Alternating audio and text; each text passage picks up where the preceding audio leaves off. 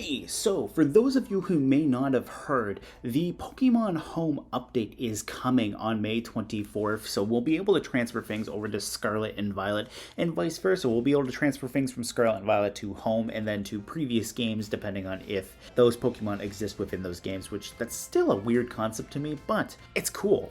If you really wanted to, you could take the 7-star Mightiest Mark Charizard and give it the Gigantamax factor in Sword and Shield, or, just send it Diamond and Pearl if you really wanted to.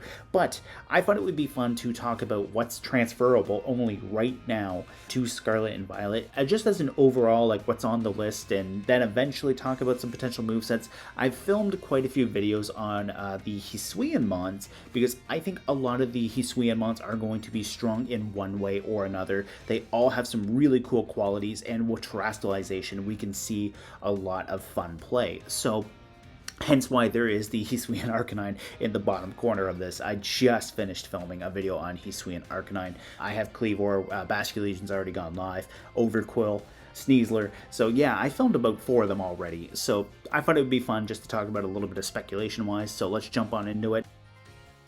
Here to interrupt the video, and as you can see, different shirt, post-recording espresso here. So after I filmed the main body of this video, a couple hours later, before actually sitting down to edit it, this tweet came out from the Pokemon Company. Basically, we put the cart before the mud stale. Earlier, we mistakenly posted that Pokemon Home would launch on May 23rd/24th. So yeah, they're backing that statement up right quick. That's aged about as well as old milk. It's unfortunate, but it is what it is.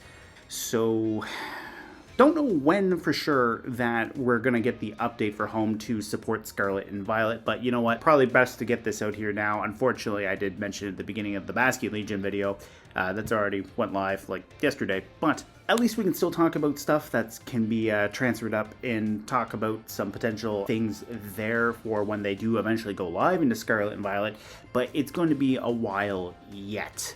You would expect this kind of like from Niantic with Go. Like, it's kind of a little bit baffling coming from the main Pokemon Company that they're doing something like this, because if you look on their Twitter, they had the initial announcement there. They had the comments about like getting the hidden ability starters. It's just a little surprising, and it's kind of odd. Like, first we have the cancellation announcement about the Chestnut event with the Great Tusk and Iron Treads event, which I'm pretty sure I mentioned later on in this video, but they have that, and now there's this, and not to mention back in like when the last big patch for Scarlet and Violet went live, like there was that save bug glitch that was deleting people's save files, and while that is rectified now, to my understanding, it's still a little confusing as to why all of this is going on with Scarlet and Violet. But rant over, back to the main video. I thought it would be fun just to talk about a little bit of speculation-wise, so let's jump on into it. Right on the top of the list, we have Charizard here with the transfer. It's already currently in the game because of the 7-star raids, but for those who may have missed it at the very beginning, Charizard in its evolutionary line will come.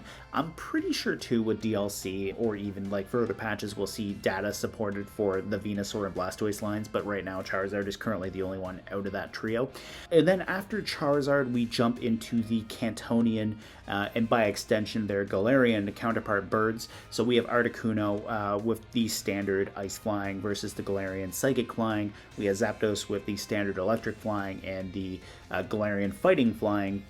And then we have Moltres, the fire flying, versus the dark flying. Now, I think Articuno, as far as regular Articuno goes, it might have a good showing this generation, with the change from hail to snow giving ice types a 50% boost to their defense stats and the ability to remove the 4 times weakness to rock with terrestrialization. I think Snow Cloak coupled with a Terra Ice Articuno might be fun. It gets a little bit of evasion with the Snow Cloak on top of that. Articuno has the bulk stat-wise, it just doesn't have necessarily the correct typing for bulk. And we saw what Glastrier could do with just mono ice in a Dynamax format, so I'm thinking terrestrializing with Articuno just to be pure ice could be fun. We have base 100 defense, we have 125 special defense, 90 HP is really cool. You might even say it's really cold. Ice puns. Anyways, I think we might be able to see a good showing from regular Articuno. Galarian Articuno, we might be able to see some good stuff from as well, with the competitive ability, being able to raise its special attack. It has access to Trick Room, so we might be able to see that.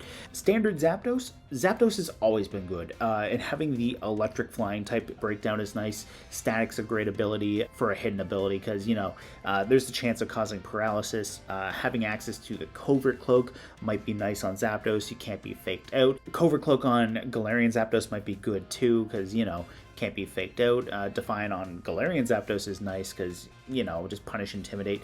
Clear Amulet on Moltres, that might be fun for the Galarian and regular counterparts. And speaking of regular Moltres, we can get rid of the 4x rock weakness similar to Articuno with Terrestrialization. We can go Terra Fire. We can run Sun if we wanted to. We have Flame Body to potentially burn things that hit us, so it's kind of like a nice little hybrid between Zapdos and Articuno on Moltres, just with the fire typing. Mewtwo, it'll be a while before that thing goes live in regular VGC, because, you know, it is restricted format, so we're not going to really focus on Mewtwo, but Mewtwo could be fun.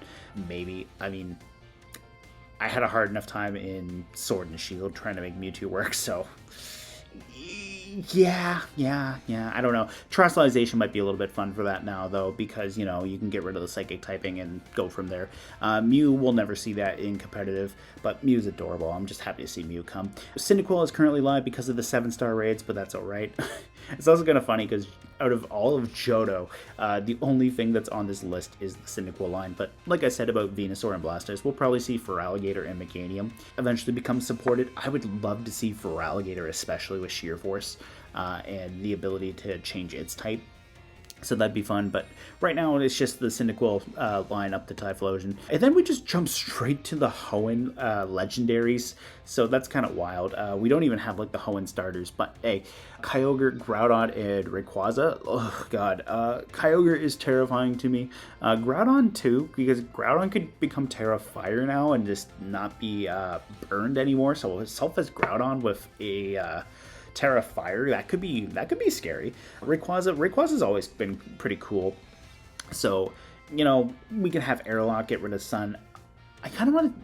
I mean, we could probably experiment a little bit with Cloud9 to see how that would work with Photosynthesis and the Sun, but Airlock might be interesting there too for potentially shutting out the Sun's effects, because the question is, though, is because it's from the ability. So would Photosynthesis be shut down if the Sun has its effects negated, or would that still go live? That'd be kind of cool to experiment with. Then we go into the Sinnoh Emotion Trio here, followed by Sinnoh's legendaries as well. Oh, well, they're all legendaries, but you guys know what I mean. We have Uxie, we have Mesprit, and we have Azalf. In Sword and Shield, I did use both Mesprit and Azalf a little bit. I never really did get a chance to try out Uxie, so that might be fun in Scarlet and Violet. I mean, as far as these three go, like, they're not restricted legendaries, so like they could be used. And with Uxie's bulk, it might be fun to try out with combinations with Terrestrialization, especially where they're all Levitate ones. You could maybe go Terra Electric. That would be kind of cool. Dialga and Palkia, I'm excited to see them because they did just get Origin forms in Legends Arceus. Dialga takes 20 points from its attack and gives it to its special defense, so Dialga gets a little bit bulkier.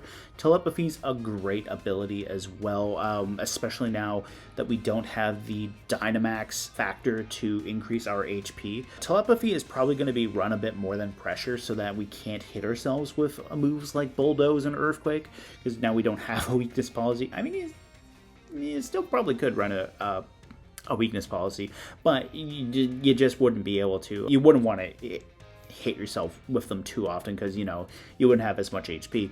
With Palkia's Origin form, it takes 20 points from its attack stat and adds it to speed, so Origin Palkia could be pretty cool with the speed, especially if you want to slap the Salt Vest on it. You might be able to deal with Kyogre a little bit better. Heatran will be nice. Heatran's always been pretty solid. Giratina would be a little bit interesting, but I don't know how I feel about it as a whole. Like, it does have great bulk, regardless of whether it's Origin or Altered form. So you have the 120 in the defenses in Altered form, and then in Origin form, you have the 120 in each attack. That might be solid, like with Shadow Sneak for dealing with Flutter Mane. Being able to Terra and then change your type could be great. If you want to go for a physical attacker, you can go with Terra Fire. That's something you can't really... I mean, with Palkia and Dialga, you don't really want to go physical, so You do have the option to at least go physical, potentially with Giratina, so that is a thing. It's base 90 speed, which isn't the fastest, but it's still okay. Eventually, Calyrex Shadow Rider is a thing to come back, and so is Regieleki, so Shadow Sneak stocks could go up on that. If you want to run Origin form, you'd have a little bit more offensive capabilities. Cresselia has always been great, and like I was saying about Uxie, Mesprit, and Azelf, if you wanted to go Terra Electric to combine with Levitate, that could be really funny. I'm pretty sure Cresselia actually got a nerf this generation as well. I think its defense stat was a little bit higher, and then I think they adjusted it by about 10 points. I don't remember for sure. Then there's Arceus. We'll never see that because that's, well, maybe we might now that Arceus is a little bit more available through Diamond and Pearl and Legends. I don't know, though. I think Arceus will remain locked to the mythical realm, but you never know. Arceus also has the ability to change its type with its own ability, so Terrestrialization is probably not going to be much of a thing for Arceus. Then we're getting into Unova with the Oshawott line, because Samurot's currently live from 7-star raids. We might see Serperior and Emboar, like their lines come. I would like to try out Emboar, and Serperior's always had some decent bulk, so being able to get rid of grass typing might be fun. Hisuian Samurot's going to be really nice because it's a sharpness mon, and sharpness, oh my god, that ability is just beautiful on paper. I mean, I talked about it way back in like December with Veluza. I just talked about it with Cleavor, so spoiler alert for the Cleavor video, but sharpness is a great ability. We're getting the genies, so we'll get Prankster, Tornadus, Prankster, Thundurus. We'll probably see more Prankster, Thundurus instead of Defiant, because now the Dynamax is gone. Therian form Thundurus might be interesting too if you want to go like Terra Water, because you would have Volt Absorb, so now you'd only have to worry about grass types. Or even Pure Flying on Therian Thundurus. You could do that too, and then that way you wouldn't be worried about being weak to electric types. Landorus is going to be great regardless of whether it's Therian form or Incarnate form. You have the Sheer Force on Incarnate, you have the standard Intimidate, Monstrous Fang. I mean, basically you're flying Great Tusk, or Great Tusk is just grounded Landorus. We have Meloetta, who's going to be in the mythical realm, so we don't really care too much about that. The Chespin line, the Delphox line, and the Greninja line, that's going to be nice. Also, I think we're probably going to see Delphox as our next 7-star raid. Unfortunately, the rerun of the Chestnut event just got canceled because of glitches. I know Osiris put out a video on his channel about that. I wouldn't be surprised if Austin John Plays puts out a video on that. It's kind of a shame that the Great Tusk and Iron Treads 5-star and the 7-star Chestnut rerun, those events got canceled because of glitches. It is a shame, but it is a thing. Honestly, I think, too, as far as 7-star raids go, a little bit of a tangent, because we just got Chestnut. They don't seem, with the exception of Charizard to Cinderace, they don't seem to be in the idea of repeating types, so I think we'll probably see Delphox before Rillaboom. Because Rillaboom is supported in the game as well. So just talking about these guys right quick, I think Chestnut with Bulletproof, while it's super situational, I think that could be fun to see in this format. It's currently live right now between Bulk Up or Iron Defense with Body Press. I think that could be a fun set to work around. Delphox is going to be interesting because it's got the Magician ability, which lets it steal items. On that note, let's just take a quick look at Magician. So yeah, basically it steals the held item of a Pokemon that gets hit with a move. So might be fun to play around with. It might be cool to steal like a clear amulet or something. You'd have to have an open item slot though, so maybe like run a seed on Delphox, maybe run an electric seed so you get a defense boost to patch up that 72 defense a little bit, or even just abuse your special defense and go with a psychic seed. It would also be nice to see Rillaboom and Galarian and Weezing come back, just for having access to Misty Terrain and Grassy Terrain setters, just in general. And I mean, the Tapus will probably be back too. I'm pretty sure they're on this list. Moving on to Greninja, it's a shame about the Protean nerf. Still nice to have. Greninja's been live for a little while now because of 7-star raids. But yeah, I think the next trio that we're going to see finished is this trio, like the Kalos trio, because we'll get Delphox. We already have Chestnut and Greninja. I mean, they could just say, surprise, here's Rillaboom, and complete the Galarian trio too. Carbink is an interesting Pokemon that's on the list because, you know, Carbink, it's a fairy Shuckle. It's less defense bulky as Shuckle, but I'm pretty sure it's got more HP. Pretty sure Shuckle's base HP is like 10 or something ridiculously low. Carbink's got a 50, and it's got 150 in each defense, and then it's got 50 in its attacks and speed. So it's kind of interesting to see that Carbink is one of the things that's coming back, but hey, I mean, I won't knock on it. Carbink's actually unironically one of my favorite mons. Carbink, Klefki, they were two of my favorites from Gen 6, so I'm glad to see that. I mean, they have Diancie in here as well, which there's lore between Carbink and Diancie, so I wouldn't be surprised if that's the only reason why Carbink is here is because they're bringing out Diancie. But Diancie's nice. I can't remember. I'm pretty sure Diancie's classified as mythical, so we'll probably not see that in restricted formats, but hey, it'd be interesting to see regular Diancie in Scarlet and Violet eventually because, you know, it had its mega form, and megas aren't back, so it'd be kind of interesting to see if we could play around with Diancie. Hoopa and Volcanion. I have beef with Volcanion, but we'll touch on that in a minute. Hoopa would be interesting, but Hoopa's also mythical there with its base form and Hoopa Unbound, and I remember just playing around with it a little bit in Gen 6. It'd be kind of nice for the regular Hoopa, whereas its Psychic Ghost, to be able to get rid of the 4x Dark weakness. And while Hoopa Unbound has that 4x Bug weakness, we might see Bug type stocks go up for Terra, just to deal with that on the off chance. If they ever do any fun tournaments where we can play with them. Now let's touch on Volcanion. This thing is the reason why Scald is gone, and Scald, I'm still salty about that because I didn't know about that when I made the Golduck video. They basically reworked Scald into like an exclusive to Volcanion move, and they took it away from everything. It's no longer a TM or anything like that, so I am a bit salty about that. Yeah, that's the face of evil right there. But then again, there's also kind of the question of the morals of using Scald, because, you know, you're throwing scalding hot water in things. But anyways, before we get too dark on that, and that's why this is a not for friendly children channel. I joke because I'm relatively tame, but that's why I do point out some things like that every once in a blue moon. Anyways, Rowlet. Rowlet is interesting here too. Decidueye is currently live thanks to 7-star raids. Eventually Hisui and Decidueye, as well as Hisui and Samurott and Hisui and Typhlosion, will be able to come through, so that'll be cool to see. Long Reach is a fun ability, and then I'm pretty sure Hisui and Decidueye's hidden ability is Scrappy, which is nice because it makes it immune to Intimidate and it hits ghost types. There's Magearna. I talked about Rillaboom, and it'd be nice to see that Grassy Surge. Cinderace is already back. Like Greninja, it's got the nerf to Librero. Inteleon is here. I think we can see some good stuff. Cinderace should still be pretty nice. It's got that 119 speed. It's got Pyro Ball. There's a few faster things around now, so that should keep it in check, that it won't be too crazy. Inteleon with Sniper could be interesting if you wanted to give it a scope lens, and then being able to go with Terra into different types, like maybe if you wanted to, I don't know, go double water with Terra Water there for really strong snipe shots. You could do that. It's got the speed. If you had some proper redirection support, I think Inteleon could be strong this gen. I'm pretty sure they took away Grassy Glide as well. Like, I'm pretty sure that's not there, so Rillaboom is getting a much needed nerf, to my own disappointment, but at the same time, probably for the best. We get Zacian, Zamazenta. It'd be kind of interesting to see how they are, because Behemoth Blade and Behemoth Bash won't have that same effect against Dynamax mons, so that's a thing. Similarly with Eternatus as well, but I think Eternatus could be really cool. We could see like some more bulkier plays with that. With Recover, we can have Dynamax Cannon produce raw damage if we still wanted it. We can go for like a Sludge Wave set, Cosmic Power, go for like a bulkier variant.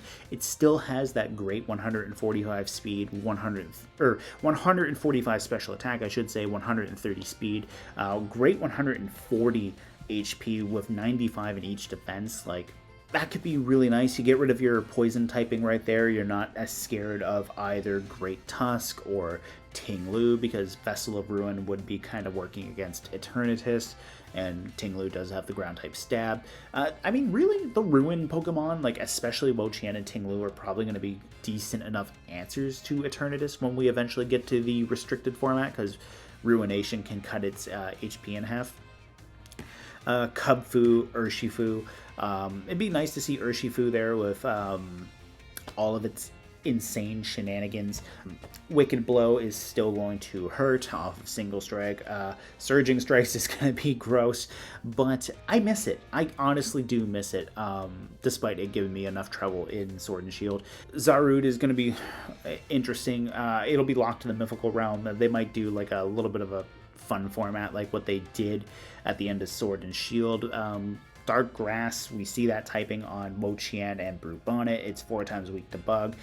Being able to terrestrialize away from that would be nice. Terra Fire would probably be really nice on Zarud, because that would mean the sun would synergize quite nicely with Leaf Guard. Jungle Healing as well. I mean, I'm pretty sure Jungle Healing also undoes burns and stuff too, so I don't know for sure if Terra Fire is actually the right call. It's kind of a nice initial thought, but Terra Dark could be fun, Terra Grass could be fun. Reggie Alecki and Reggie Drago, we have them back. I talked about this on one of my Electrode videos. Reggie Alecki is just going to be straight up better Electrode. It's the fastest thing here. It's got 200 speed. Being able to slap Terra Ice on it with Terra Blast, that could be really awesome to get around ground types. Transistor's nice because it still gives you that extra boost to your attack or special attack when you're using electric type moves. It's still frail with the 50s in each defense, so priority moves are going to be good for dealing with it. Reggie Drago, it's got that huge bulk. You can use Terrestrialization and Terra Blast to get around some issues it had. You can go Terra Poison to get around fairy types. Choice Specs might be fun on that. Choice Scarf might be fun. As I mentioned, Glastrier, when I talked about Articuno, this thing was really bulky with the snow change from Hail. I think Glastrier can do really good work here. It's got that 130 defense. Like, you're probably going to want Urshifu to try to make it a little bit more manageable. Spectrier, it's fast. It's got that great 145 special attack. Bulky dark types, that'll be nice. And to be fair, Scarlet and Violet did bring out a fair amount of new dark types, so I think we might be okay. Roaring Moon with booster energy might be able to get around Spectrier, especially even if Spectrier like tries to change away from the ghost typing. Depending on bulk investment, like you might be able to get around Spectrier with Roaring Moon. Calyrex, this thing. I'm pretty sure this thing is actually the bane of my existence, Shadow Rider Calyrex, even though that is what I had to. But yeah, Shadow Rider Calyrex, that's a scary thought. But hey, all those 107 EV spreads, you're going to want to change those to 112. Let's get into the last little bit. We're into Hisui now. So we have Weird Ear. Weird Ear could be interesting because, you know, it's a bit bulkier than Stantler, but it also, the fact that it exists means Stantler can use the Eviolite. Psyshield Bash would be nice because it's a guaranteed defense boost. You have Calm Mind. Normal Psychic is a little bit of an interesting typing. We see it already with Indeedee and Girafarig and Farigiraf, so you could play around with Terra. You can maybe make it pure Psychic if you wanted to. You can go Dark. If you want to run a physical set, you can run Fire to become burn immune. If you want to run a special set, I mean, really, you can do anything you want. Cleavor has that sharpness ability, which is beautiful. Ursaluna, this is the one thing that I am the most excited for. It's amazing. It's got guts, it's got that 130 bulk, 140 attack, 105 defense, and 80 special defense is great. I also didn't realize that Ursaluna gets Drain Punch. Basculegion, we talked about that. Sneasler, Overquill, and then finally Enamorus. These last three I'm going to be talking about a little bit later. And then there's also other forms. There's the Pikachus, Alolan Raichu, Diglett, Dugtrio, Persian, Alolan Persian, Hisuian Arcanine, the Slowpokes, Grimer, Muck, Hisuian Voltorb, regular Tauros, the Galarian Birds, and then finally some of the Hisuian Mons. Hisuian Lilligant will be fun as well too, because, you know, it gets Victory Dance, which is basically physical Quiver Dance, so that's going to be fun. Hisuian Bravery. This thing right here, Gudra, that's going to be disgusting. Avalugg, that's going to be gross. And then, yeah, we're just kind of at the bottom right there. So anyways, guys, this video is almost half an hour long, so I'm just going to end it right there, and I will hopefully have plenty of stuff to talk about in later videos. Anyways, see you next time.